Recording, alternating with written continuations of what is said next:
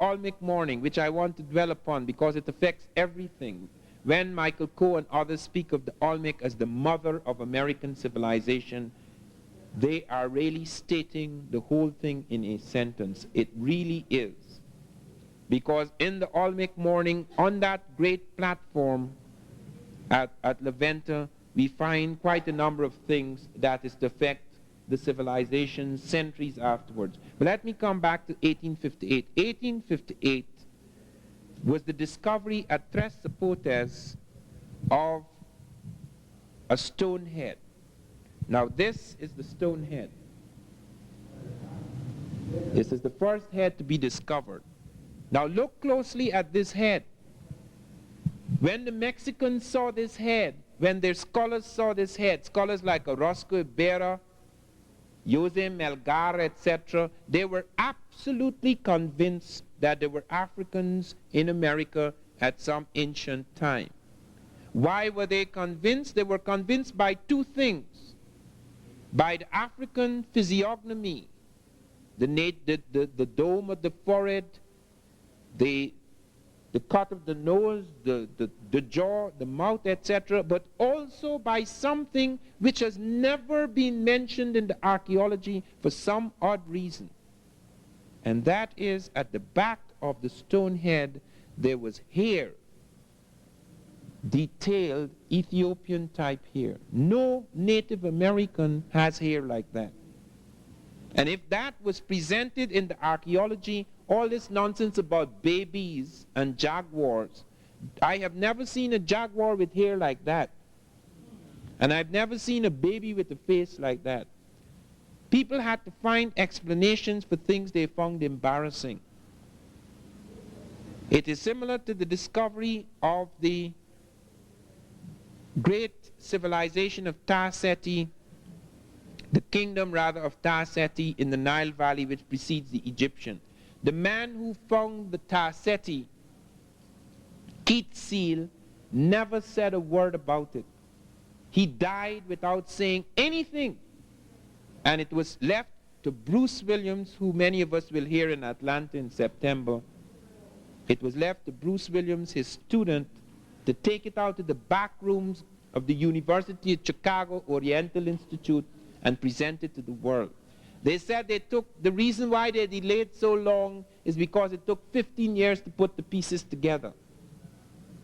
Without all those pieces, the stoneware vessels, etc., the pottery that was found, the stone incense burner at the site of Ta-Seti at Kustal, the site of Kustal, did not need putting together. It was intact from the very beginning. What needed to be put together were their heads. And that was not put together until the head who had a right to put it together died. Thank God. It is absolutely important for us to take a very serious view of this, because we find again and again and again that you have a deliberate effort to wipe out the evidence, to hide it, to explain it away. Why is it that this photograph, even now, I am not permitted to use that until 1985, because it involves a whole series of things. But why is it that this head is not among the heads at Villa Hermosa, is not among the heads in the National Geographic or the Smithsonian or any traveling circus of Olmec heads? It is hidden at Tuxtla, where nobody goes. It's very important to note that that was the first head found, and it had a profound effect, although it was the only thing found at that time that indicated an African influence.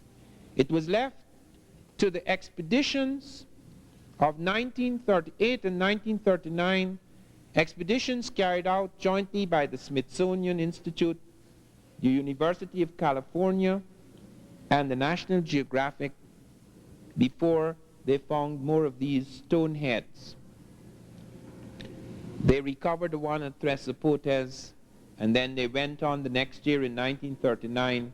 They went on to La Venta, and then they found 4 of these stone heads. They also found, and many of you have noted this in the museum at Villa Hermosa, at La Venta Park, you have noted the plan of the city. I want you to look at that plan carefully.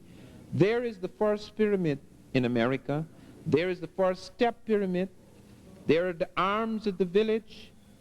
And on those arms stand the great stone heads facing the Atlantic Ocean. This is in the Gulf of Mexico. This is at the point which on the edge of the Gulf of Mexico where you find the terminus of the Atlantic currents from Africa. Because the currents from Africa take you to northeastern South America, into the Caribbean, into the Gulf of Mexico, swinging towards Florida. And then if you are lucky, if you learn as the Africans were later to learn, perhaps not at this period, you can find a circular current that takes you back towards Europe and Africa.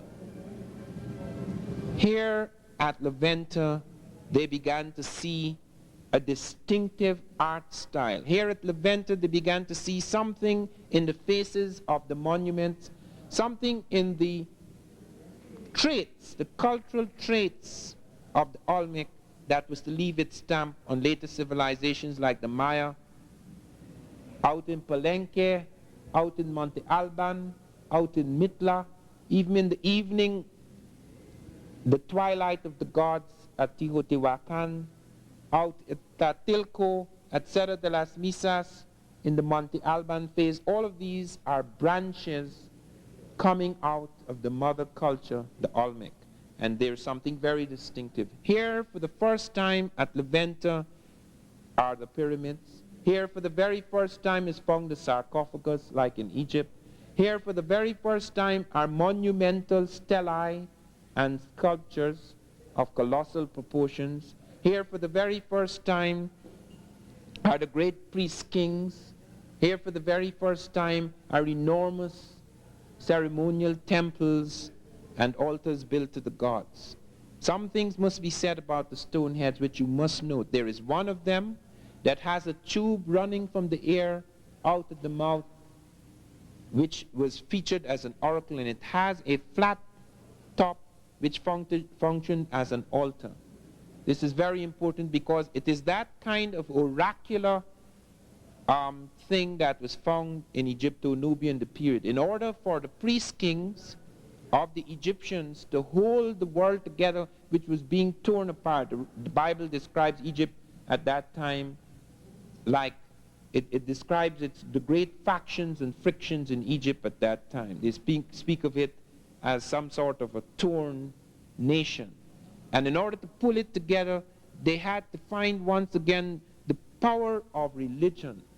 Religion is responsible for the extraordinary vitality that built the temples and the pyramids and the great tombs of both Egypt and America. Note that.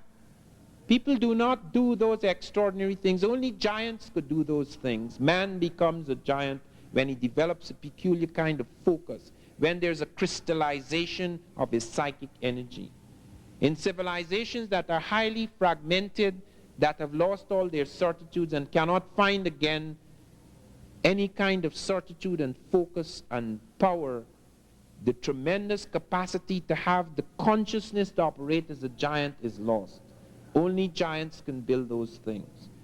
It has nothing to do with size, because the American is small in size. It has nothing to do with machines, because the Egyptian machines were crude compared to the machines we have today. It has to do with a peculiar kind of consciousness which made it possible for one to do things so monumental that even we now, with our great machines, cannot attempt to do what the Africans did. It is so extraordinary that just a few years ago, the American government sent out a team to study how the Egyptians moved heavy objects across the sand. And in spite of all of our technology, when one of